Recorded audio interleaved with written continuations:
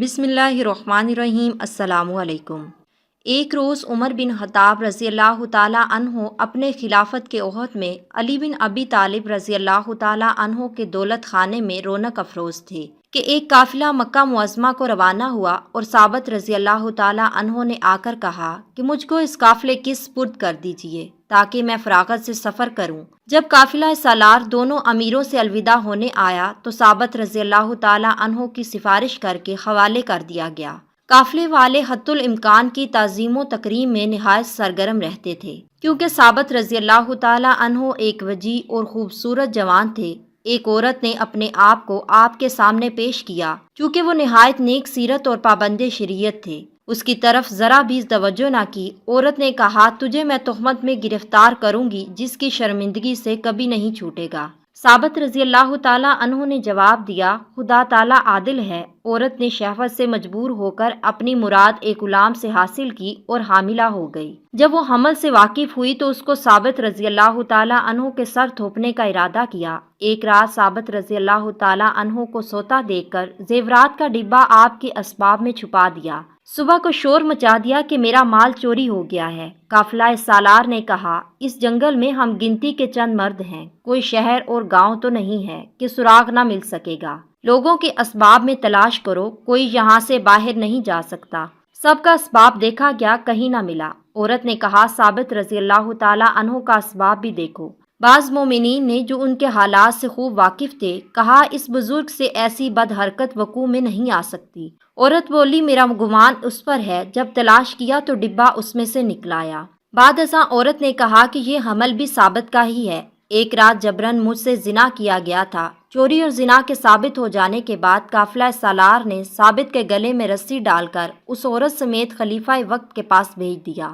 خلیفہ وقت نے اس کے سنسار کرنے کا حکم دیا۔ روایت میں ہے کہ اس روز مدینہ منورہ میں ہلچل پڑ گئی۔ جب یہ وحشتناک خبر امیر المومنین حضرت علی رضی اللہ تعالیٰ عنہ کے گوش میں پہنچی تو امام حسن رضی اللہ تعالیٰ عنہ کو بھیجا کہ میرے آنے تک ثابت رضی اللہ تعالیٰ عنہ کو اسی طرح رہنے دیں۔ ساتھ ہی خود بھی پہنچ گئے اور آپ نے حضرت عمر رضی اللہ تعالیٰ عنہ سے فرمایا کہ آپ اس مقدمے کا فیصلہ میرے سپرد کر دیں، اور بعد ازاں امام حسن رضی اللہ تعالیٰ عنہ کو عورت کو بلانے کے لیے بھیجا۔ عورت نے پوچھا، مجھے کس نے بلایا؟ بتایا گیا کہ امیر المومنین علی ابن ابی طالب رضی اللہ تعالیٰ عنہ نے بلایا ہے۔ دل میں کہنے لگی، افسوس کہ اب میری رسوائی کا وقت آ گیا۔ جب وہ حاضر ہوئی تو امیر المومنین نے فرمایا، مجھے پہچانتی ہے، میں علی ابن ابی طالب ہوں۔ میرے سامنے سچ سچ بیان کر دینا اور کوئی خلاف واقعہ نہ کہنا۔ بتا اصلی واقعہ کیا ہے اور یہ حمل کس کا ہے؟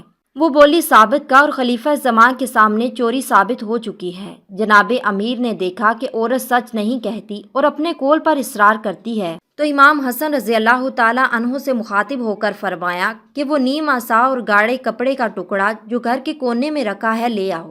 پھر عورت سے دوبارہ نہایت تاکید سے فرمایا کہ سچ سچ بیان کر دے کہ اصلی واقعہ کیا ہے۔ جب اسے سمجھانے سے اور تاکید کرنے پر بھی کچھ نتیجہ نہ نکلا تو عورت کو لٹا کر نیم عصا اور کپڑا اس کے پیٹ پر رکھا اور فرمایا، اے پیٹ کے بچے، جو حق اور سچ بات ہے بیان کر۔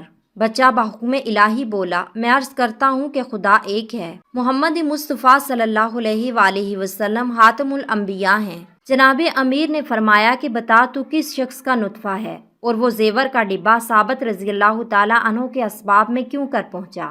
بچے نے جواب دیا، اے علی رضی اللہ تعالیٰ عنہ، اس عورت نے کئی بار اپنے آپ کو ثابت رضی اللہ تعالیٰ عنہ کے سامنے پیش کیا۔ جب وہ اس کی طرف متوجہ نہ ہوئے تو اس نے غلام سے زنا کیا اور میں اس غلام کا نطفہ ہوں۔ اس نے غصے کے مارے اپنے زیوروں کا ڈبہ ثابت رضی اللہ تعالیٰ عنہ کے اسباب میں چھپا دیا۔ القصہ، اس معجزے کو دیکھ کر سب لوگ حیران رہ گئے۔ حضرت عمر رضی اللہ تعالیٰ عنہ کے حکم سے پھر عورت کو سنسار کرنے کا حکم دیا گیا۔ پھر حضرت عمر رضی اللہ تعالیٰ عنہ اور دیگر احباب نے نہایت عجز و نیاز سے عرض کیا کہ علی رضی اللہ تعالیٰ عنہ، یہ نیم عصا اور پارچہ کیا چیز ہے؟ آپ نے فرمایا، ایک روز میں مسجد میں سرور کائنات صلی اللہ علیہ وآلہ وسلم کی خدمت میں بیٹھا تھا کہ ثابت رضی اللہ تعالیٰ عنہ آئے۔ حضرت صلی اللہ علیہ وآلہ وسلم نے نہایت لطف و مرحمت سے اس کی طرف دیکھ کر مجھ سے ارشاد فرمایا کہ ایک روز ثابت رضی اللہ تعالیٰ عنہ پر ایک عورت زنا اور چوری کی تہمت لگائے گی، اس کے لیے سنسار کرنے کا حکم دیا جائے گا۔ میں نے عرض کیا کہ یا رسول اللہ صلی اللہ علیہ وآلہ وسلم، اس کی خلاصی کی تدبیر کیا ہوگی؟ اس وقت آپ صلی اللہ علیہ وآلہ وسلم نے یہ لکڑی اور کپڑے کا ٹکڑا مجھے دے کر فرمایا، جب اس قسم کا قصہ پیش آئے تو اس لکڑی اور کپڑے کو عورت کے پیٹ پر رکھنا، نطفہ جو رحم میں ہوگا کلام کرے گا اور جو کچھ ہوگا بیان کر دے گا۔ حضرت عمر رضی اللہ تعالیٰ عنہ نے اٹھ کر امیر المومنین کے دونوں ابروں کے درمیان بوسہ لیا